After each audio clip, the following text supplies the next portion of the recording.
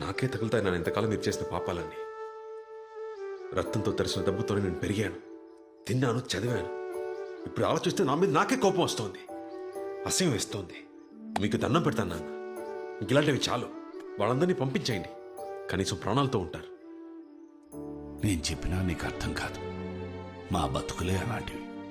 దీనింతటితో ఆపలేము, మార్చలేము. వీళ్ళు తిరిగి వెళ్లాలన్నా కొంతమందికి ఇళ్లున్నాయి, మిగతా వాళ్ళందరికీ ఇదే వాళ్ళ ఇల్లు, ఇదే వాళ్ళ కుటుంబం. నువ్వు నా కన్నబిడ్డవైతే వాళ్ళు నేను పెంచిన బిడ్డలు. నువ్వేంట్రా ఇలా మాట్లాడుతున్నావు? మరి నన్ను మాత్రం ఎందుకు బాబే పంపించారు? నన్ను మాత్రం ఎందుకు చదివించారు? నా వయసులో ఎంతమంది ఉన్నారు అక్కడ? వాళ్ళని మీ కొడుకులు అనుకుని ఉంటే వాళ్ళు బాగుండేవాళ్ళుగా. ఇవాళ శారదమ్మ నన్ను హాస్పిటల్ అడిగింది, మీ నాన్న మీ చేత కత్తి పట్టిస్తారా అని. ఇవాళ శారదమ్మ చూసిన చూపు జీవితాంతం మర్చిపోలేనన్న.